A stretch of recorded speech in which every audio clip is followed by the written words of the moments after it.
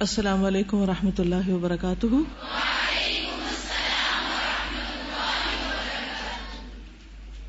نحمده ونصلي على رسوله الكريم اما بعد فاعوذ بالله من الشيطان الرجيم بسم الله الرحمن الرحيم رب اشرح لي صدري ويسر لي امري واحلل عقدة من لساني يفقهوا قولي. تو کل کا لیسن آپ نے ریوائز کیا؟ تو شہادت کس کو کہتے ہیں؟ شہادت کیا ہوتی ہے؟ ہمارے ملک میں ایک رواج ہے کہ کوئی بھی کسی بھی طرح کوئی قتل کر دیا جائے تو ہر ایک کو شہید کہتے ہیں اور پھر خود ہی ڈکلیئر کر دیتے ہیں اس کو شہید. پھر اس کو اخباروں میں بھی اس کو شہید بلایا جانے لگتا ہے. بعض اوقات تو اس کا نام کم لیتے ہیں اور شہید زیادہ کہتے ہیں اس کو. تو ہمیں بحیثیت مسلمان یہ معلوم ہونا چاہیے کہ شہید ہے کون. ہر وہ شخص جس کو شہید کہہ دیا جائے وہ ضروری نہیں کہ وہ شہید ہو. ٹھیک ہے؟ تو شہید وہ ہوتا ہے جو اللہ سبحانہ وتعالی کے کلمے کو بلند کرنے کے لیے، دین کی بلندی اور عظمت کے لیے ایک ڈکلیئرڈ وار میں اپنی جان دے. ٹھیک ہے؟ یعنی وہ وار جو باقاعدہ طور پر جس کا ایک اسلامی حکومت اعلان کرے اور اس کے لیے دعوت دے، نہ کہ مسلمانوں کے گروپ ایک دوسرے کے خلاف لڑنے لگے اور پھر وہ ایک دوسرے کو مارے تو اس میں مرنے والوں کو بھی شہید کہیں. ٹھیک ہے؟ خانہ جنگی کے نتیجے میں مرنے والے جو ہوتے ہیں وہ شہید نہیں ہوتے. شہادت ایک مقصد کے لیے ہوتی. ہاں، شہید کی جو دوسری قسمیں ہیں جس میں خاص طور پر جیسے کل بھی بات ہوئی تھی کہ اگر کوئی شخص سچی نیت سے شہادت کا ارادہ رکھتا ہے اور وہ اللہ سبحانہ وتعالیٰ کی اطاعت کے مطابق زندگی بسر کر رہا ہے تو ایسا شخص جو ہے اگر اس کو بستر پر بھی موت آتی ہے تو وہ شہید ہو سکتا ہے. پھر یہ بتائیے کہ شہادت کی فضیلت کیا ہے؟ ان کو موت نہیں بلکہ زندگی ملتی ہے. اور کیا ہوتا ہے؟ اوکے، جہاں یہ ذکر انہوں نے کیا نا کہ ان کو موت نہیں زندگی نصیب ہوتی ہے، وہیں پر ہے ان کو رزق دیا جاتا ہے. ان کو رزق بھی دیا جاتا ہے. ترتیب سے چلیے تو زیادہ بہتر ہے. اور کیا ملتا ہے کہ پہلا ڈراپ گرنے سے ہی ان کے گناہ معاف کر دیے جاتے ہیں اور عذاب قبر نہیں ہوتا. جی، قیامت کے دن کی گھبراہٹ سے محفوظ ہوں گے. ان کو ایمان کا لباس پہنایا جائے گا. موت کے وقت صرف چونٹی کے کاٹنے کی جیسی تکلیف ہوتی. جی ہاں، جنت کے بلند درجات میں ان کو ملیں گے اور ایک اور دوسرے درجے کے بیچ میں کتنا فاصلہ ہوگا؟ جتنا زمین اور آسمان کا فاصلہ. اس کے علاوہ کوئی اور چیز؟ جی آپ بتائیے. جی، جو نبی صلی اللہ علیہ وسلم کے ساتھ جنہوں نے ہجرت کی اور انہوں نے جہاد کیا اور وہ اللہ کی راہ میں شہید ہوئے تو وہ جنت میں سب سے پہلے داخل ہوں گے. اور جی، جو اصلی شہید ہوتا ہے وہ اپنے ساتھ 70 اور لوگوں کی بھی شفاعت کر سکتا ہے. جی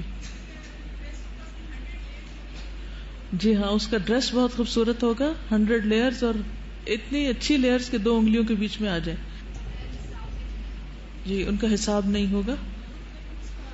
اللہ تعالیٰ ان کو دیکھ کے مسکراتے ہیں. ٹھیک ہے، اور جس سے اللہ تعالیٰ مسکرا دے اس کا پھر حساب نہیں ہوتا. چلیے ٹھیک ہے، چلیے آگے چلتے ہیں. آخرت کو دنیا پر ترجیح دینا، پریفرنس دینا. جہاد فی سبیل اللہ میں جان جیسی پیاری چیز کا نذرانہ پیش کرنے والے مجاہد کا مطمع نظر نہ دنیا کا مال اور جاہ ہوتا ہے اور نہ ہی اس کو گھر، خاندان، آرام وغیرہ کا خیال اللہ کے راستے میں جانے سے روکتا ہے. یعنی دنیاوی آرام اس کو اس راستے میں جانے سے روکتا نہیں، بلکہ اللہ کا وعدہ انعام اسے آخرت کو دنیا کی زندگی پر ترجیح دینے پر ابھارتا ہے. ارشاد باری تعالیٰ لے گئے کس کی خاطر؟ قوم کی خاطر، ملک کی خاطر، کسی لیڈر کی خاطر، مال کی خاطر، جاب کی خاطر نہیں. کس کی خاطر؟ صرف اللہ کی خاطر. اور اپنے گھروں سے نکالے گئے اور میری راہ میں اذیت دیے گئے، ٹارچر کیے گئے اور لڑے اور قتل کیے گئے، ان کے گناہ میں ضرور دور کر دوں گا اور ان کو ضرور جنتوں میں داخل کر دوں گا جن کے نیچے نہریں بہتی ہیں. یہی اللہ کے ہاں بدلہ ہے اور اللہ کے ہاں اچھا بدلہ ہے. یعنی اللہ کا ثواب اور اللہ کا بدلہ سب سے اچھا ہے. کیونکہ انسان اگر لوگوں کی خاطر کچھ کرتا ہے تو لوگ زیادہ سے زیادہ بھی کیا بدلہ دے سکتے ہیں؟ میکسیمم کیا فائدہ ہو سکتا ہے؟ زیادہ زیادہ مال ہو سکتا ہے آپ کسی بورڈ میں ٹاپ کریں اور آپ کو چند کروڑ مل جائے انعام یا کچھ اور، لیکن اس سے جنت تو نہیں خریدی جا سکتی نا. اس کے لیے تو شدید محنت اور عمل کی ضرورت ہے تاکہ اللہ سبحانہ و تعالیٰ کو راضی کر سکے. اسی طرح ایک اور جگہ پر اللہ سبحانہ و تعالیٰ کا وعدہ ہے آل عمران 157 میں، اور اگر تم اللہ کے راستے میں قتل کیے جاؤ. کس کے راستے میں؟ اللہ کے راستے میں. یا اپنی طبعی موت مر جاؤ لیکن اللہ کے راستے میں ہو، قتل نہیں کیے گئے، ویسے ہی مر گئے مگر ہو اللہ کے راستے میں، تو جو مال لوگ جمع کرتے ہیں اس سے اللہ کی بخشش اور رحمت کئی زیادہ بہتر ہے. یعنی دنیا کے لوگ جو کچھ اکٹھا کر رہے ہیں اس کے مقابلے میں ان کو جو انعام ملنے والا ہے، جو اللہ کے راستے میں جد و جہد کر رہے ہیں، وہ بڑا اجر ہے، بڑا ثواب ہے، وہ مال زیادہ بڑا ہے. سورۃ النساء 74 میں فرمایا جو لوگ آخرت کے بدلے دنیا کی زندگی کو بیچنا چاہتے ہیں، یعنی آخرت لینے کے لیے دنیا قربان کرنا چاہتے ہیں، ان کو چاہیے کہ اللہ کی راہ میں جنگ کریں، یعنی اللہ کی خاطر لڑیں. اور جو شخص اللہ کی راہ میں جنگ کرے پھر شہید ہو جائے یا غلبہ پائے، ہم عنقریب اس کو بڑا ثواب دیں گے. یعنی اللہ کا وعدہ ہے، لیکن شرط یہ ہے کہ یہ سب کچھ سیلف لیسلی صرف اللہ کی خاطر ہو. اللہ کی راہ میں جہاد کرنے کا شوق رکھنے والے آخرت کا اجر پانے کی کوششوں میں کتنی جلدی کرتے ہیں. ایک روایت میں آتا ہے، صحیح بخاری کی روایت ہے، جابر بن عبداللہ انصاری کہتے ہیں ایک شخص جس کا نام صحیح مسلم میں عمیر بن حمام بتایا گیا، اس نے جنگ احد کے دن نبی صلی اللہ علیہ وسلم سے عرض کیا، آپ فرمائیے کہ اگر میں مارا جاؤں تو مارے جانے کے بعد کہاں جاؤں گا؟ اگر اس وقت اس جنگ میں مارا جاتا ہوں تو میرا کیا ہوگا؟ آپ نے فرمایا جنت میں. اس شخص نے جو یہ سن کر کھجوریں کھا رہا تھا ان کو اپنے ہاتھ سے پھینک دیا، پھر لڑتا رہا یہاں تک کہ مارا گیا، یعنی شہید ہو گیا. یعنی جو لوگ واقعی اللہ سبحانہ وتعالیٰ کے لیے خالص ہوتے ہیں پھر وہ اللہ کی پکار پر سستی نہیں کرتے، دیر نہیں کرتے. اللہ کی پکار پر سستی کون کرتا ہے؟ کون کرتا ہے؟ منافق. یہ تو میدان جنگ میں جانا اور یہ بڑے بڑے کام کرنا تو بہت دور کی بات ہے. اگر چھوٹی چھوٹی نیکیوں کا موقع ملے اور اللہ کی راہ میں بلایا جائے تو ہم کیا کرتے ہیں؟ ہم سب کو اپنا محاسبہ کرنا چاہیے کہ اس وقت ہمارا ری ایکشن کیا ہوتا ہے. سب سے پہلے ہمیں کیا خیال آتا ہے؟ یعنی ایک طرف آپ کے ذاتی کام ہے اور ایک طرف اللہ کا کام ہے. اگر کوئی آپ کو بلائے کہ آئیں یہ کام کریں، اس میں شریک ہوں، کوئی نیکی کا کام، کیا سوچتے ہیں ہم پہلے؟ چلیے ایک چھوٹی سی مثال ہے کہ لوگوں کو عام طور پر اگر دعوت دی جائے کہ آئیں قرآن کی محفل میں آئیں، درس کے لیے آئیں، تو کیا کہتے ہیں؟ کیا کہتے ہیں؟ ٹائم نہیں ہے. حالانکہ کوئی اپنے ذاتی کام کے لیے تو کسی کو نہیں بلا رہا کہ آئیں میرے گھر کے برتن دھو دیں یا کھانا بنا دیں.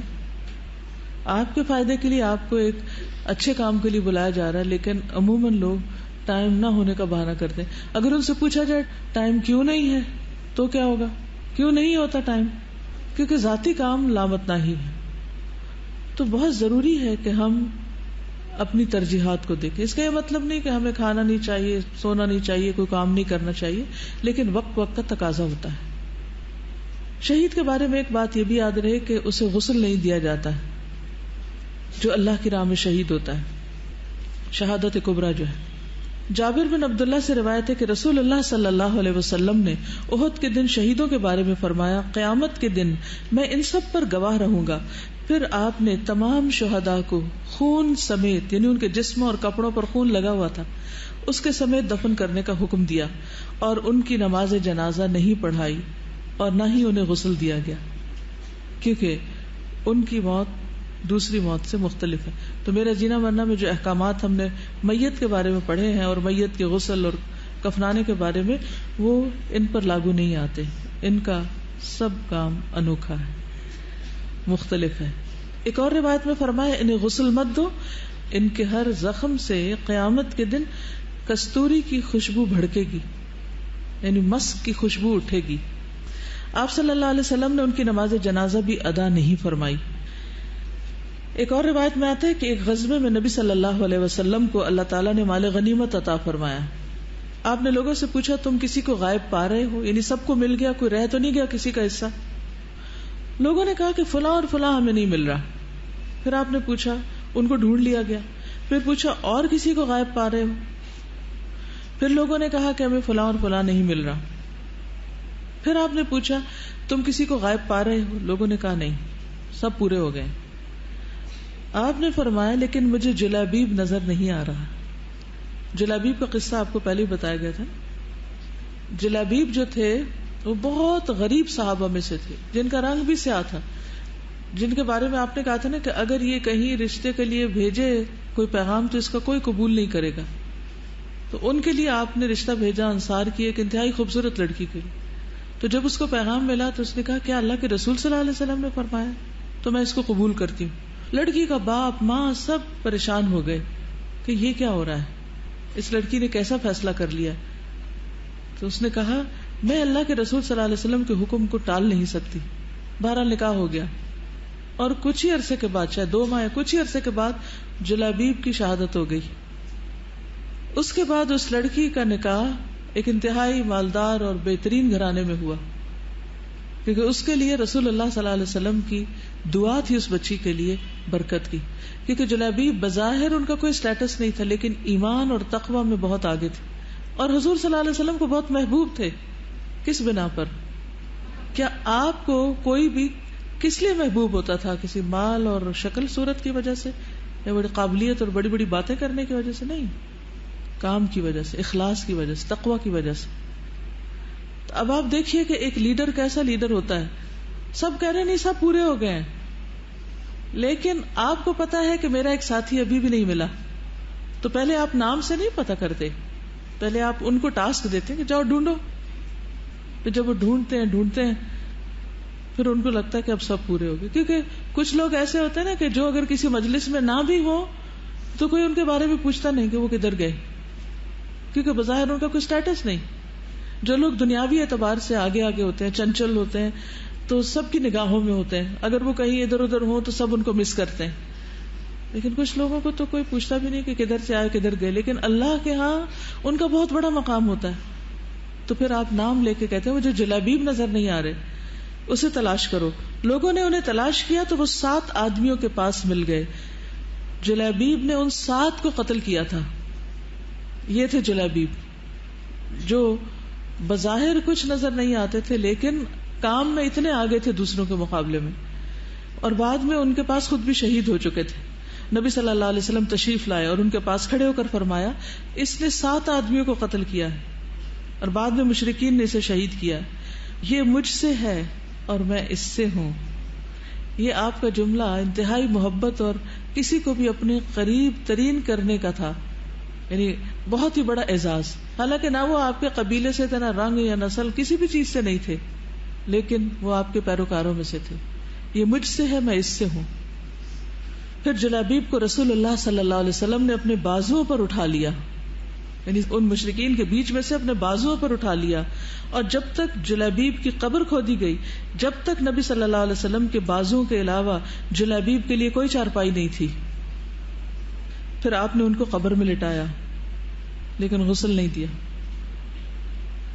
ہاں, ایک صورت ہے غسل کی جو انسان نہیں ملائکہ دیتے ہیں, اور اس واقعے میں بھی آپ دیکھیے کہ لوگ نبی صلی اللہ علیہ وسلم کی بات سن کر کس تیزی کے ساتھ آگے بڑھتے تھے اور کیسے لبیک کہتے تھے.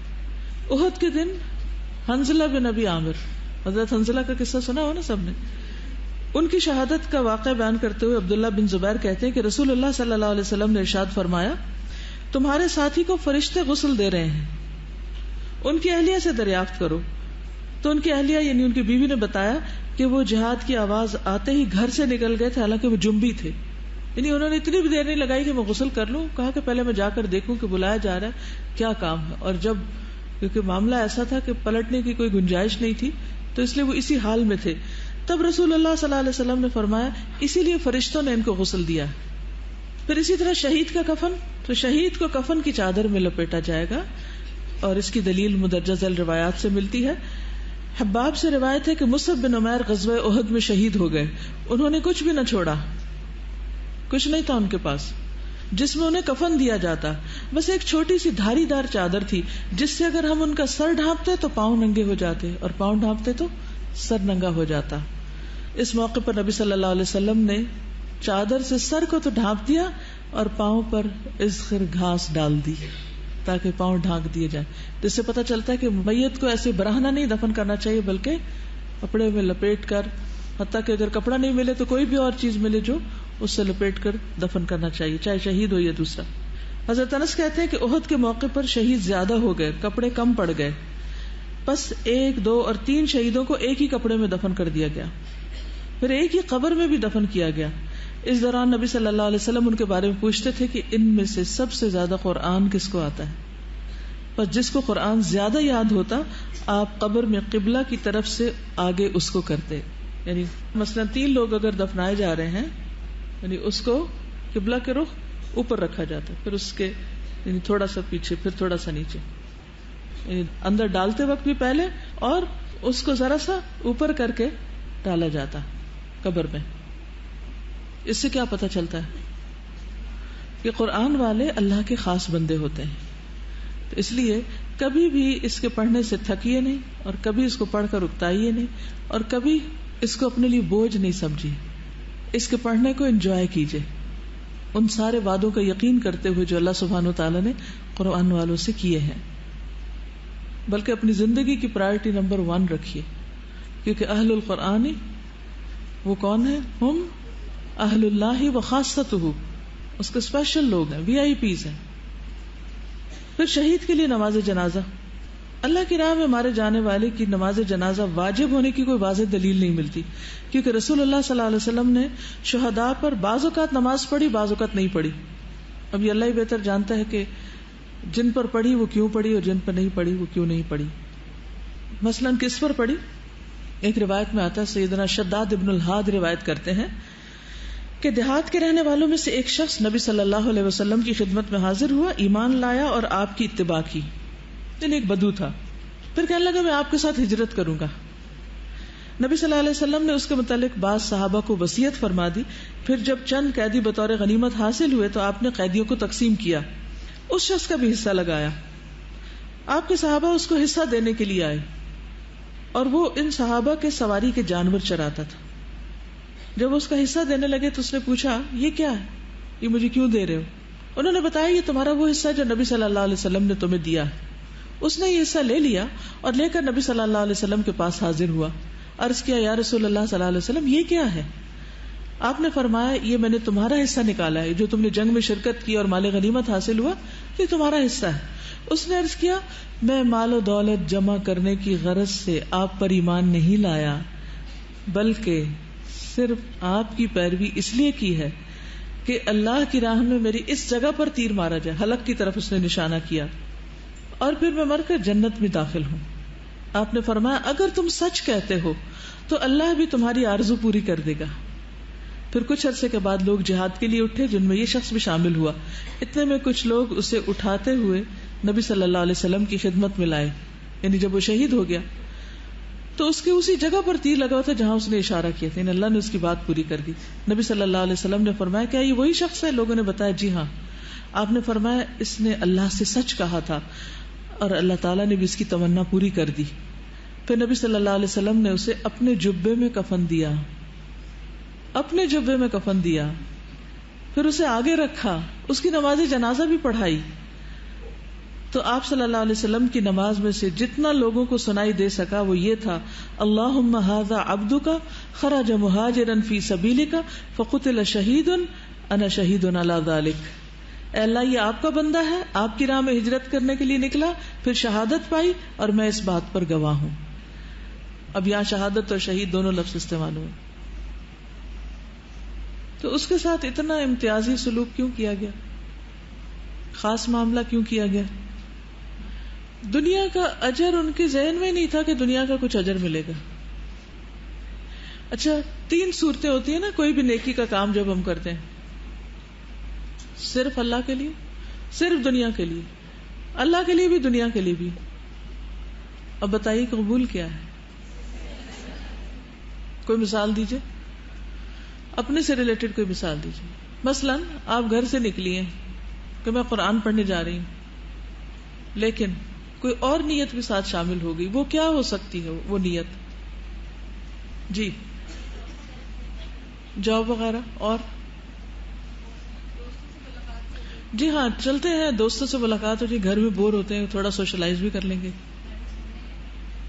جی ہاں گھر میں سونا ہی ہے نا, تو چلو گھر رہیں گے تو کر کے کام کرنے پڑیں گے. چلو پڑھنے چلتے ہیں, کاموں سے تو چھوٹ ملے گی. واو. اور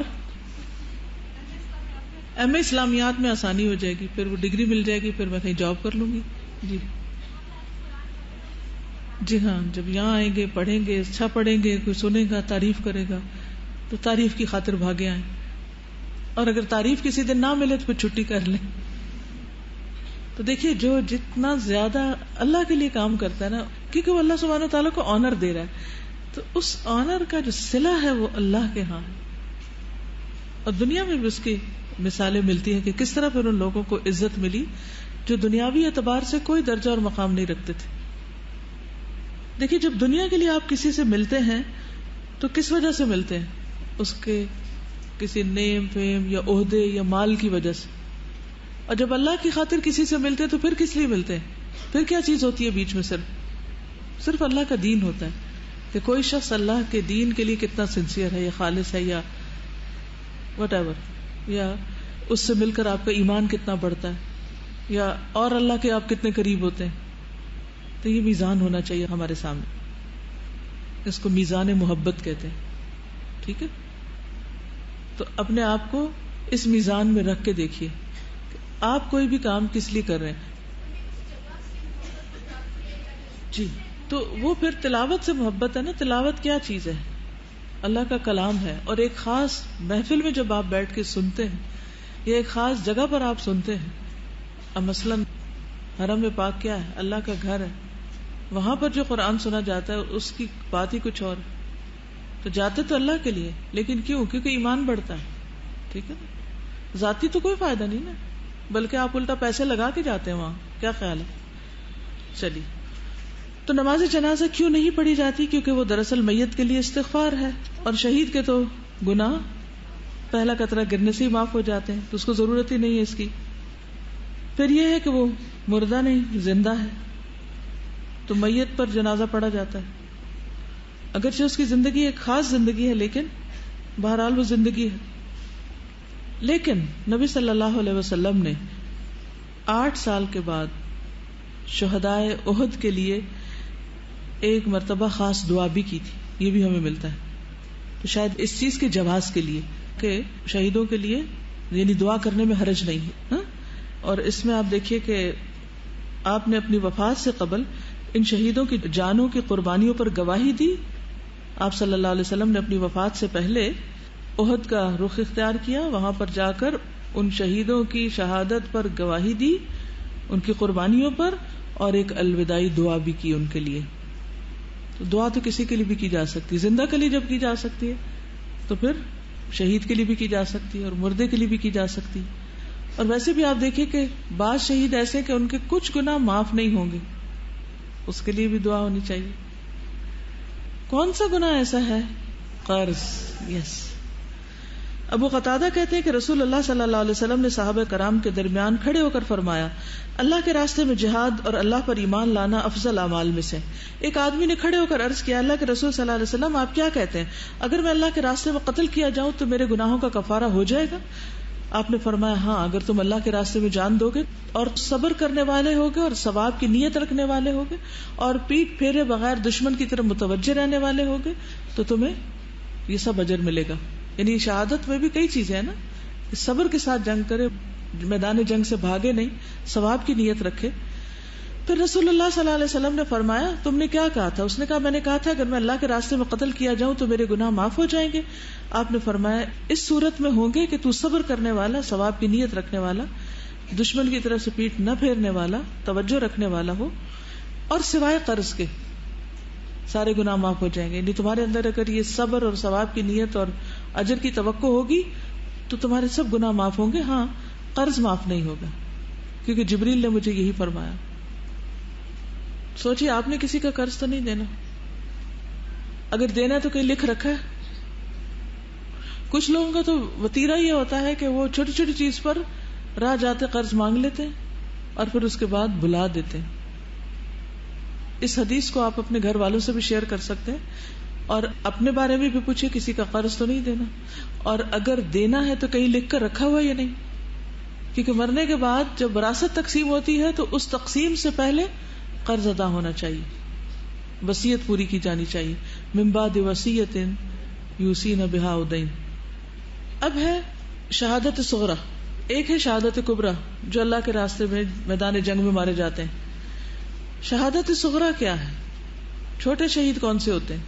نبی صلی اللہ علیہ وسلم کی احادیث کی روشنی میں دیکھتے ہیں۔ نمبر 1، اللہ کے راستے میں کسی بھی وجہ سے مرنے والا، جو شخص اللہ کے راستے میں ہو، خواہ وہ کسی بھی وجہ سے مر جائے، وہ گھر سے نکلا ہو اللہ کی خاطر، مثلاً ایک طالب علم صرف اللہ کی خاطر علم حاصل کرنے کے لیے نکلا ہے، من سلک طریقا یلتمس فیہ علما سہل اللہ لہ طریقا الی الجنہ، جو کسی ایسے راستے میں نکلے جس میں وہ علم حاصل کرتا ہے تو اللہ سبحانہ وتعالیٰ اس کے لیے جنت کا راستہ آسان کر دیتے، یعنی وہ ایک طرح سے جنت کے راستے پر ہوتا ہے۔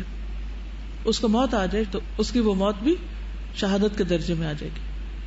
اسی طرح جو اللہ کے راستے کے لیے نکلا تو وہ فوت ہو گیا یا قتل کر دیا گیا، یا اس کے گھوڑے یا اونٹ نے اپنے اوپر سے اس کو گرا دیا، جیسے کس کو گرایا تھا؟ ام حرام کو، یا اس کو کسی زہریلے جانور نے ڈس لیا جیسے سانپ، یا وہ اپنے بستر پر ہی فوت ہوا، مثلا ہارٹ اٹیک ہو گیا۔ جس طرح اللہ نے چاہا اس کو موت دے دی تو یقیناً وہ شہید ہے اور اس کے لیے جنت ہے۔ تو ہم سب کو اگر شہادت کا شوق ہے تو اس کے لیے نمبر 1 تو نیت کو خالص اور سچا کرنا پڑے گا، نمبر 2 کیا کرنا پڑے گا کہ واقعی پھر شہادت ہو جائے؟ خواہش دعا کے علاوہ عملی طریقہ، اللہ کے دین کی خدمت کے لیے نکلتے رہیں، کام کرتے رہیں، بیٹھ نہ رہیں، سستی نہ دکھائیں، صرف دنیا میں دل نہ لگائیں، صرف دنیا ہی بناتے ہوئے زندگی نہ گزار دیں۔ رسول اللہ صلی اللہ علیہ وسلم نے فرمایا، جو اللہ کے راستے میں اپنی سواری سے گر کر فوت ہو گیا وہ شہید ہے۔ ایک اور حدیث سے پتہ چلتا ہے شہداء کی 7 قسمیں ہیں۔ جابر بن عتیق رسول اللہ صلی اللہ علیہ وسلم سے روایت کرتے ہیں کہ فی سبیل اللہ قتل ہونے کے علاوہ شہید 7 قسم کے ہیں۔ طاعون سے مرنے والا، پلیگ، وہ شہید ہے۔ غرق ہونے والا شہید ہے، ون ہو ڈراؤنڈ۔ پہلو کے درد سے مرنے والا، پہلو کا درد ہارٹ اٹیک بھی ہو سکتا ہے کیونکہ وہ بھی پہلو میں سائڈ پر ہوتا ہے، پہلو پسلی کو بھی کہتے ہیں، جیسے نمونیا وغیرہ ہوتا ہے نا۔ پیٹ کی بیماری سے مرنے والا، جل جانے والا، ملبے کے نیچے دب کر مرنے والا، یعنی بلڈنگ گر پڑے اس پر، وہ عورت جو بچے کی زچگی کی وجہ سے مر جائے، یہ سب شہید ہیں۔ بچے کی ولادت میں فوت ہونے والی، لیکن ان سب کو جنازہ پڑھا جاتا ہے، یہ یاد رکھیے۔ پھر ایک اور روایت میں بھی آتا ہے رسول اللہ صلی اللہ علیہ وسلم عبداللہ بن رواحہ کی عیادت کے لیے تشریف لائے، وہ استقبال کے لیے بستر سے نہ اٹھ سکے۔ آپ نے پوچھا، تمہیں معلوم ہے کہ میری امت کے شہداء کون سے ہیں؟ صحابہ نے عرض کیا، مسلمان کا قتل ہونا شہادت ہے۔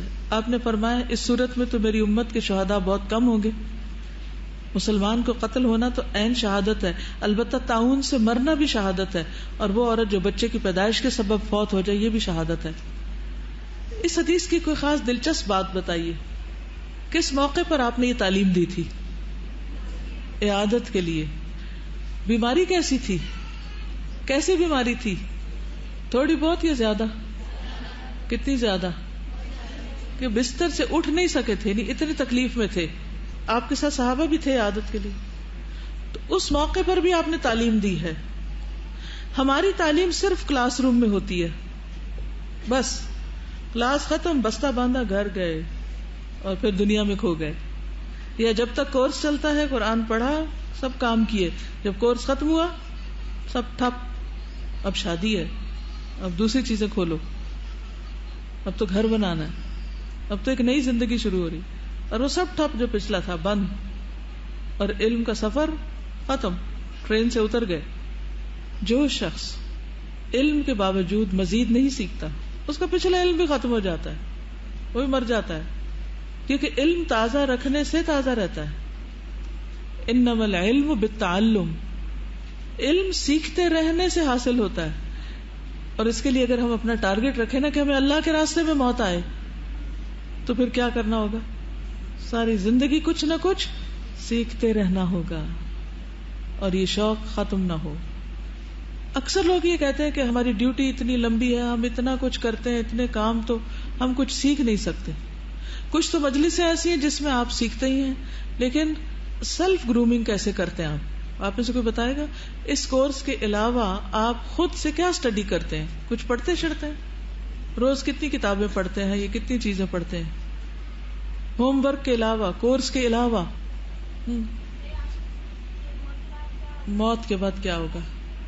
ٹھیک ہے، اوکے. اور کوئی؟ یہ چونکہ پڑھا رہی ہے تو مثالی استاد کے لیکچر ساتھ سن رہی. بایوگرافیز پڑھتی. ریسنٹلی کون سی پڑھی آپ نے؟ امام ابن القیم کی. کوئی ایک بات بتائیے، ابھی کل سٹارٹ کریں گے. ٹھیک. بایوگرافیز پڑھنا بھی بہت انٹرسٹنگ ہوتا ہے کیونکہ اس میں انسان دوسروں کی عملی زندگی سے بہت کچھ سیکھتا ہے. اور پرسنل ڈیولپمنٹ پہ بکس اور سیمینار. ٹھیک ہے، PD اس کو بولتے ہیں نا. جی. اور مثلاً کسی کتاب کا نام لیجئے. اچھا، دیکھیے ایک عادت ڈالیے روزانہ پڑھنے کی، خواہ ایک صفحہ پڑھنے کی عادت ڈالیے. اس کے لیے آپ کو تھوڑا سا پلان کرنا پڑے گا، تھوڑا سا ٹائم نکالنا پڑے گا. خواہ آپ بستر پہ جانے سے پہلے پڑھیں یا آپ بستر سے نکلنے کے بعد پڑھیں، خواہ آپ صبح پڑھیں یا شام کو پڑھیں یا راستے میں پڑھیں، کچھ نہ کچھ ضرور پڑھیں، کچھ نہ کچھ ضرور پڑھیں. آج کل میں ایک کتاب پڑھ رہی ہوں، لطائف قرآنیہ، قرآن کی لطیف باتیں. کچھ علم تو آپ لیتے ہیں نا جو ترجمے میں ہوتا ہے، تفسیر میں ہوتا ہے، لیکن کچھ اس سے بھی آگے ہوتا ہے جس میں غور و فکر اور تدبر ہوتا ہے. اور اس میں اتنی انٹرسٹنگ باتیں میں دیکھ رہی ہوں کہ جو پڑھ کے حیرانی ہوتی.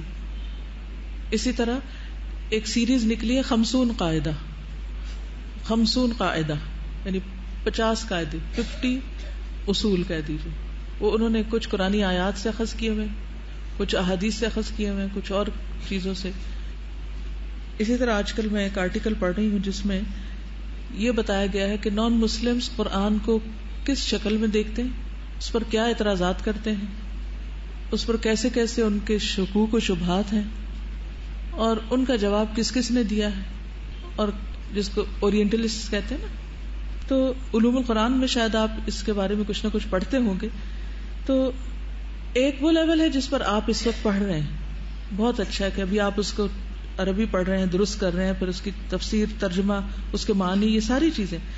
لیکن جب آپ کو اللہ سبحانہ وتعالیٰ یہ کروا دے تو پھر چھوڑ نہیں دیتے، پھر مزید بھی پڑھتے ہیں، چاہے تھوڑا سا ہی پڑھیں. کیونکہ علم انسان کو زندہ رکھتا ہے. جب انسان پڑھنا چھوڑ دیتا ہے، جس انسان کی گروتھ رک جاتی ہے، مثلا درخت کوئی دیکھے، جس درخت کی گروتھ رک جائے پھر اس کے ساتھ کیا سلوک کیا جاتا ہے؟ کاٹ دیا جاتا ہے نا، وہ مر جاتا ہے، اس کو کوئی فائدہ نہیں. تو جو فائدہ نہیں پہنچاتا اس کی گروتھ نہیں ہوتی، اور جس کی گروتھ نہیں ہوتی اس کو فائدہ نہیں ہوتا، آگے نہیں بڑھ سکتے آپ زندگی میں. تو الحمدللہ اسٹال پر بھی طرح طرح کی کتابیں، لائبریری سے ایشو ہوتی ہیں تو کوئی ایک کتاب، ایک صفحے سے شروع کر لیجئے. ٹھیک ہے. استاذہ جو مدرس ہیں نا ان کے لیے تو بہت اچھی یہ ہے کہ کوئی بھی بک انٹرسٹنگ سی سلیکٹ کر کے تو بچوں کو رات کے وقت ضرور ریڈنگ کر کے سنائی جائے، کیونکہ وہ ایک اہم پوائنٹ ہوتا ہے جس میں بچوں کے ساتھ بانڈنگ بھی ہوتی ہے. اور میں نے یہ نوٹ کیا ہے کہ وہ آدھا گھنٹہ یا 20 منٹس ہم لوگ سلیکٹ کر لیتے ہیں کوئی بھی بک کسی صحابی کے بارے میں، یا کبھی انگلش میں کبھی اردو میں، یا کوئی سٹوریز ایسی سبق آموز ہوتی ہیں یا ہسٹری کے بارے میں. تو وہ بچے ایک تو یہ کہ ان کا پورے دن کا وہ بھی ہو جاتا ہے، ڈسکشن بھی ہو جاتی ہے، ہماری ریڈنگ بھی ہو جاتی ہے، اور مطلب یہ کہ ایک بانڈنگ ٹائم پہ بہت سی چیزیں اکٹھے حاصل ہو جاتی ہیں. امام شافعی کے علمی سفر جو ہے وہ بچوں کے ساتھ شیئر کی تھی. بلکہ آپ جو پڑھ کے بچوں کے ساتھ شیئر کرتے ہیں نا وہ زیادہ توجہ کے ساتھ سنتے ہیں اور ان کے ذہن میں بھی رہ جاتا ہے. اس حدیث سے اصل میں پتہ یہ چلتا ہے کہ نبی صلی اللہ علیہ وسلم کوئی موقع ہاتھ سے جانے نہیں دیتے تھے کہ جس میں آپ کسی کو کوئی فائدہ نہ پہنچائیں. اپنے پہ غور کیجئے کہ کیا ہم ہر وقت اس سوچ کے ساتھ نکلتے ہیں کہ ہم دوسروں کو فائدہ پہنچا دیں، کس کو کہاں کیا فائدہ پہنچا سکتے ہیں. تو جب آپ یہ سچی نیت کر لیں گے نا اور بہت مفید بن جائیں گے، فائدہ مند بن جائیں گے، تو اللہ سبحانہ و تعالیٰ آپ پر اس سے کہیں زیادہ فائدے پلٹائیں گے، اس سے کہیں بہتر آپ کو دیں گے. پھر اسی طرح مال عزت اور جان کا دفاع کرنے والا. رسول اللہ صلی اللہ علیہ وسلم نے فرمایا جس کسی کا مال ناحق طور پر چھیننے کی کوشش کی گئی پھر اس نے قتال کیا اور اس میں وہ قتل ہو گیا، وہ شہید ہے. مثلا کسی گھر میں چور گھس گیا اور اس سے کہتا ہے چابیاں دے دو اپنی، اور وہ نہیں دے رہا تو اس کو شوٹ کر دیتا ہے. نبی صلی اللہ علیہ وسلم نے فرمایا جو شخص اپنے مال کی حفاظت میں قتل ہو جائے وہ شہید ہے، اور جو اپنے گھر والوں کی حفاظت یا خون یا دین کے دفاع میں قتل ہو جائے وہ بھی شہید ہے.